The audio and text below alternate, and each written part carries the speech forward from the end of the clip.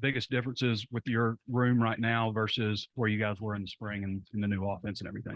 Yeah, big difference, big difference. Spring, I think we all were trying to figure each other out, trying to figure out the offense, see exactly what we're supposed to be doing out there, where we fit in, and the competitive nature throughout the room, kind of learning each other, to be honest, learning my coaching style, learning what gets to each guy, what may get a guy going, learn when a guy is, on his best job and when he's not, and how can I get him going, So I think now we've made the 180 to where we all know each other.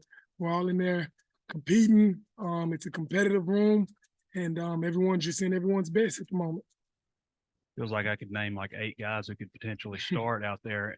I mean, how difficult is it going to be to whittle that down? Obviously, you're going to have a rotation, but it obviously means something also to start. Yeah, not too difficult, honestly, man. I mean, we live by certain things in our rooms, and we all know what it is, and we all going to come back, evaluate ourselves day in, day out.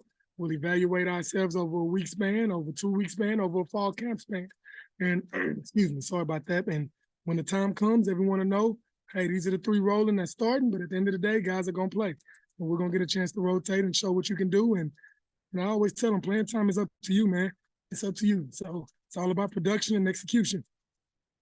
Broden had the injury in the spring, but it seems like he's healthy now. What have you seen from him this fall? Yes, 2 guys that I'm proud of is Broden and Wilson, both alone, 2 guys that, unfortunately missed a bunch of spring.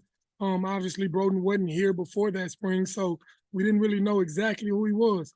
And to see who he is right now has been really, really awesome, We always talk about it. He's a 6'7" guy who moves like he's 6'2", and it's really good to see his competitive nature come out. A guy that, has been through a lot just in his time being with us, and you can tell he wears that on his sleeve and uses it as motivation, and it's showing right now. And with Isaiah Satania, where have you seen him grow the most from last year to this point right now? Maturity. I mean, that's an easy one for me on Isaiah. Isaiah's a great athlete. He knows who he is. And he's smart. He's very, very smart. So he knows what we're trying to get done on the field. And it's funny, we had a bowl game where he got a chance to play, and at halftime, I kind of got after him a little bit, like, hey, man, you running the middle school route, things of that nature. And now we don't have those conversations anymore. He's matured to a point where I think we really, really can count on him, and I think he knows that, and he'll excel with everything that we throw in front of him. When you bring back so few catches from your receiving core the year before, what's your anxiety level like up front about that, and then how do you feel about it now? Yes, I mean it's really big in January. Honestly, it is. It's really big, and then you get in spring ball, you learn who you got. Like I say, we kind of learn each other, and you still got some freshmen coming in, and you kind of evaluate over summer workouts. Now you get chances to do OTAs with them. And, the further and further you go, the more ease you start to get into it. And so I don't know if I'll ever be fully eased until we win some games. But right now I'm feeling good. I love the competitive nature in our room. You can tell it's everything's up for grabs. And so we have plenty of guys competing their butts off in order to go be those 3 starters. But they also know when your time comes to shine, better be ready for it. Armstrong and Tesla, both of them came along during the spring and looked to be, high up in the rotation. What would you say about those 2 in particular? Exactly. I just think theirs happened a bunch quicker because those 2 guys came in. Obviously, they're older guys who've been in college for a while, and then they got a chance to learn the offense, learn how a new place practices. I'm pretty sure our speed is a little different. And it's crazy you say that. I talked to both in the middle of the spring and told them, I can tell, man, you're getting a little comfortable. You're starting to settle in. And now that when they come back for fall camp after summer workouts and being around the team, now you start to see the leadership in those older guys that's been in college come out. And so it's been awesome to see that progression. Looking forward to see how, fall camp unfolds with those guys. Bryce Stevens is one of the guys that does have experience, has played and back. Talk about how he's progressed, and is the competition for playing time helping him? Yes, for sure. I think it's something that's helping the room as a whole because, you can't take a step off. You can't take a play off. You can't take a rep off. If you do, the next man behind you is I mean, he's coming to take his spot. He's coming to try to be that starter. And so same with Bryce. You know, Bryce is competing his butt off, keeping his head up, staying positive, and trying his best to just go out there and do his best. And that's all we ask from every guy. Allow us to coach you, and we'll put you in situations to succeed and go succeed, go execute. Wanting to get a little rock today to play Western Carolina. How many receivers would play? Oh, we usually, we're going to go about 9 to 10 deep. So, and I'm thinking maybe those later guys better be some really good special teams guys, and those top 6 be ready to play. Let's roll. I was going to ask you, how many of those 9 or 10 would play special teams? Honestly, I ask all of them to play something. The starting 3, they need to be on 2 of them. You know, the rest, they need to be on 3. And then those last 7, 8, 9, 10 guys need to be fighting for all 4. Coach, you had, last year 2 transfers come into a room. What kind of lessons did you learn from last year's experience integrating those guys and, a kind of a fresh room that you're kind of taking over to this year with kind of some similar challenges? Man, that's an awesome question, man. Learned a lot, man. You know, college football landscape kind of changed a bit in the last 2-3 years, and I think we're all kind of learning, and I made some mistakes last year with some things, and I vowed to myself and my players and my coach and the other coaches that I wouldn't do those same things. And I think it's happened the right way this year. And I think it's kept a lot of mindsets really involved to where they understand what competing is and how to compete. And I think it's helped us all so much more.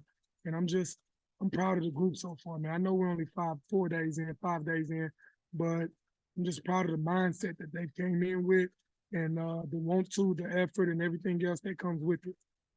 Davion's definitely flashed a little bit in what we've seen. How impressive is he as a freshman coming in, and is he a guy that you think can make an impact on Saturdays, even with all the kind of the experience and transfers you have? Yeah, very excited about those young guys that came in, man. We had a few come in, and not just Davion Dozier. You got Desmond James, you got Kalen Morris, guys that came in, and man, they're learning right now. They're in that process of, trying to learn what's going on, how we practice, things of that nature. But like you say, you just see flashes of them where when they figure it out, there'll be some really good players. And it's hard to speak right now after 5 practices on, if those guys will really have a chance to go in there and impact the game right now.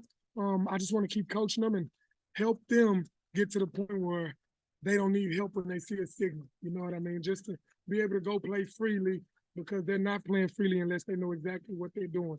And it's easy to see, and it's easy to see that's when they flash, when they know exactly what they're doing. So just keep bringing them along.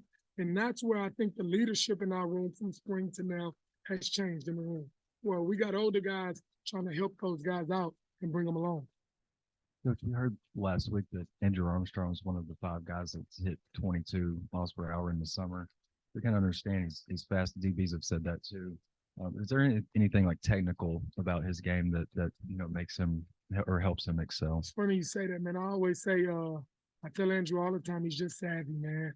He's savvy. He knows how to get open, knows how to create space, knows how to create separation, knows zone coverages, where the hole's gonna be, and he's just sneaky fast. Honestly, he's a long strider guy, so at times he knows how to be deceptive to where he sets up his speed. And to be honest with you, Coach Guiton probably didn't know if he was going to run 22. So seeing that, it was like awesome. Like, okay, this dude can run. So he's done some special things. Looking forward to the year that he'll have. So very, very, very excited about that guy.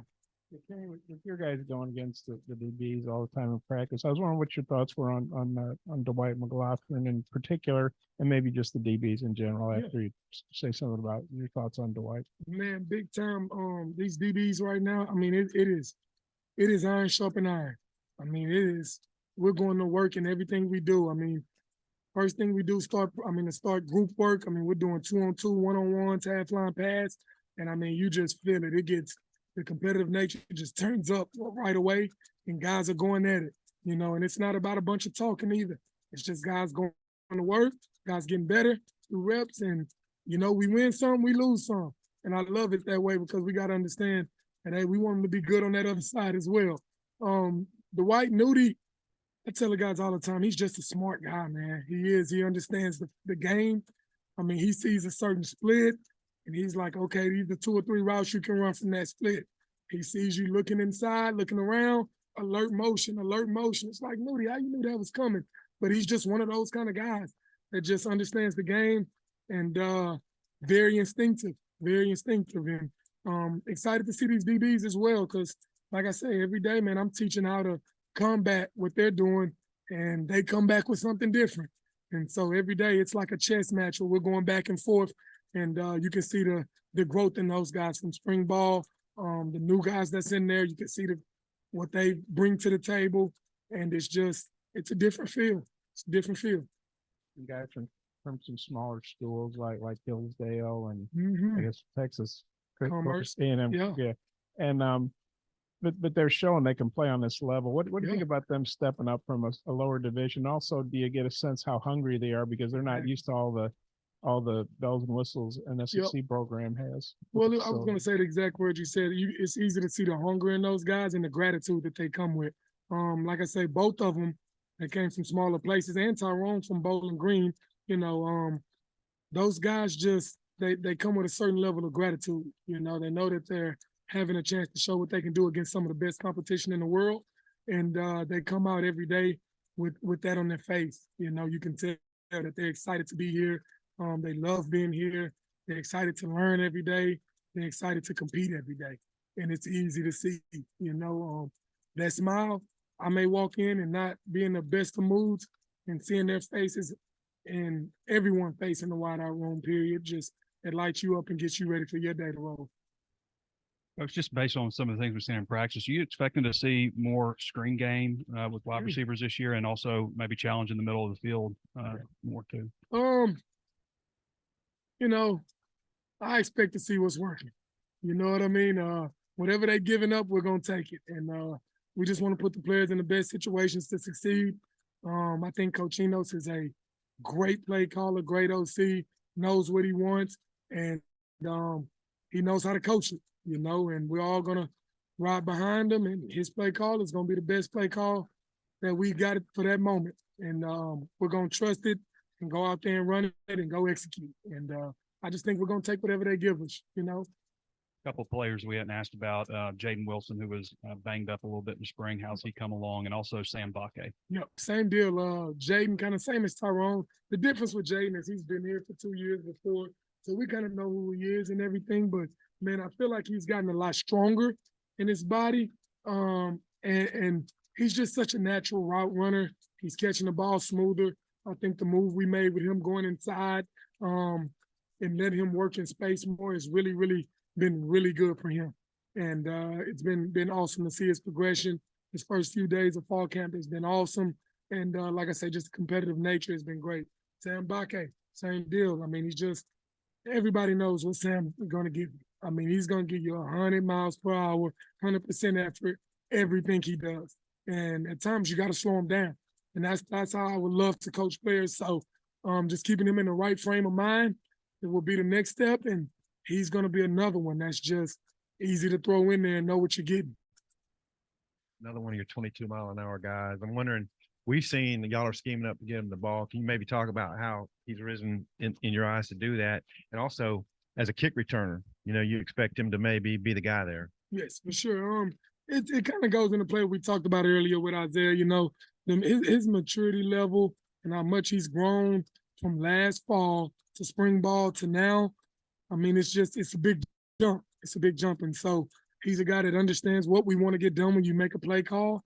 And so he's able to go out and execute. I always tell him, man, when you know what to do and you know the why, I mean, now you just go play freely and let your athletic ability take over. And you can tell he's in that point. So would love to just keep seeing him grow. Yeah. So I was charting your 2-on-2s in period 4 today, and I had you 11 for 26. What was the rest of practice like? Did y'all bounce back from that? And what do you think? Yeah, 2-on-2 wasn't great today. And it goes into play. I mean, like I say, the DBs are going to bring it every day, and today they got us. And it's crazy. The next period, we go to punt, and I got some DBs in the positions I'm coaching, and they go up, and I said, man, y'all give me teach tape. I see DBs came to practice today, but we got better through our practice. And we actually finished it a lot better in 2 minutes today. But yeah, you're right. 2-on-2 didn't go so great, and we're gonna go watch it and learn why, and combat it and come back tomorrow and be better. From a competitive standpoint, where does this group that you have this year compare to the other groups that you've had here in Fayetteville? I mean, up there at the top with them. I mean, you know, those last two groups were very, very competitive as well. And the difference is I think we got maybe a few more numbers of competitive guys that can go in there and really get the job done. Not probably it wasn't as much last year, and then the year before. I mean, obviously you got Burke's a talent that's just different, and then you had some guys around him that were really good as well. But I just think it's a little more, few more guys maybe in the room that should be competitive throughout the room to kind of keep the, I don't want to say pressure on those guys that may be starters, but just kind of keep them on their toes, keep them working, you know. I know it's only been 5 practices, but just the connection from the quarterbacks and the guys, specifically KJ and the receivers, how do you think that's going? Man, it's been the coolest thing to see, honestly, with the leadership in KJ, you know, the leadership in him, watching him grow through these last 3 years and seeing who he wants to be in this year, and knowing that, I mean, basically he's throwing to all new guys, and he's taking that role on and really been a leader. And it's easy to see who he's going to be this year. I can't wait to see. I was going to ask you about KJ, but have you commented on Tesla yet? I don't know if I've ever said anything about my guy. Let's talk about Man, Tesla man, that's messed up. Sorry, Isaac. Awesome dude, man. I mean, just one of those guys you never have to worry about. Does he know what's going on? I mean, just another one. Like, I mean, I was talking about Isaiah earlier. He knows what to do, know why we're making the play call, know where he needs to end up on the play. And when that ball's in the air and it's around number 4, expect the play to be made. You know, he's one of those kind of guys where I call it contact and bank catches. We got to put him in the bank, and he's making deposits at the moment, you know, and he's not the only one. There's quite a few, but he's one of those guys, man. Ball around us, that wingspan, he's coming down with it. And once again, sorry, Isaac. from a recruiting standpoint, you've obviously got ties in Texas, and what areas do you kind of focus on, and just with managing the transfer portal and recruiting, like what is your approach to both of those? Yeah. What makes you a good recruiter? Texas, honestly, you know, that's where I'm from and everything. Texas always had some ties in Louisiana, been right next door and spent a little time in Louisiana Tech. But Texas, Louisiana, and then obviously been in Arkansas now, got a chance to recruit the state. But how I look at it is I'm always trying to get my numbers back to wherever we want to keep the numbers for wideouts. I'm trying to get that with high school guys. I kind of don't start worrying about, you know, portal until kind of middle of the year. You start figuring out, oh man, this guy may be out, this guy here, whatever it is. And then you start figuring out, all right, we got these high school guys in. I better be able to get it back to the numbers of what I need to. So it's a little fluid deal that, I mean, you can ask today what we need. And we got 3 high school guys committed and nobody leaving. So you ask in a week, somebody I can feel like about to take off, I may need to go get someone. So it's just a fluid deal right now. And like I say, it's a world that we're all learning. You know, it's a new world in NCAA football. So just every day we're going to keep moving forward. Kind of your pitch to Broden, Armstrong, Tesla, what was your, like, how did that happen? Look at the room and he started coming back, you know, really no seniority. Nobody in the room that's caught any balls yet in live action, you know. And I was very honest with all 3 of them. I do have great young talent, you know, some young talent that's coming up, just have no experience. So I wanted some guys with some college experience, make the room competitive, and let's go from there.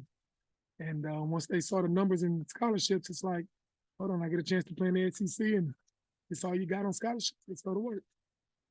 You mentioned Dan Enos a minute ago. Just wondering, now you've been with Dan for a while, but what's that been like, and just kind of what do you think he brings back to the staff? Because obviously he was here with Sam before. Yeah. Just a smart guy. You can tell who's seasoned, been through it before, knows what to expect, knows what first day mistakes are going to happen. He knows what's going to happen before it happens, you know, and so just one of those coaches to learn from because he is a vet. And man, I mean, he knows the answers for everything before it happens. And that's one of those things that I'm trying to learn as a guy that played quarterback, coaching wideouts now. And I just want to know those answers because he'll know once we get guys with one play, their answer is going to be this. So we come back with this. And it's like so cool to learn because it's like he sees it, you know, already happening. And just an awesome guy to learn from. Knows what he wants. And I mean, he wants it to the T. And it keeps us on our toes to every day always go over the little details, you know, and not skip over anything. With so many new faces in the room, you talked about leadership. Who has stepped up and been kind of the leader for this group, or is it kind of, you know, lead by committee? Mm-hmm. The main guy to step up has been Andrew Armstrong. I mean, he's been a guy that, like I say, even though he's been here since January, he's been in college. You know, he's an older guy. He understands it. He knows what it takes to be great. And so when he sees it not happening, he steps up and he's vocal about it. Tesla, Isaac, he's one of those guys as well. He'll do it by example more often, but he'll also speak up, but he's going to be more of the guy that kind of come to you one-on-one, you know, kind of just lead by example kind of guy. But it's crazy. It's two guys that just came in January, but it goes back to say, you know, we're a young room. We're a young room where older guys came in and they're able to step up and kind of lead these guys through experiences, you know, and say, hey, I may not have been at this school, but at the end of the day, this is what I've been through, and I can probably help you through this emotion that you're going through. This is kind of a specific one, but Chris Rhodes, I think he was a DB in JUCO. Did you guys recruit him as a wide receiver? Honestly, we didn't. You know, we recruited him as an athlete, and it was DB, and we told him, hey man, we got some numbers at wideout. You want to come over and help out? And he was all in. He was all in, and he's a pretty good addition. You know, a guy that goes hard, tough, physical, and just trying to learn right now at the moment. It's kind of learning like those young guys that just got in. But once he gets it down, you can tell he'll be a guy that we can count on. And I'm hoping he'll be one of those guys that we can get on those special teams because he has that grit, tough nature about him now. Thank you. I appreciate y'all. Thank you. Thank you.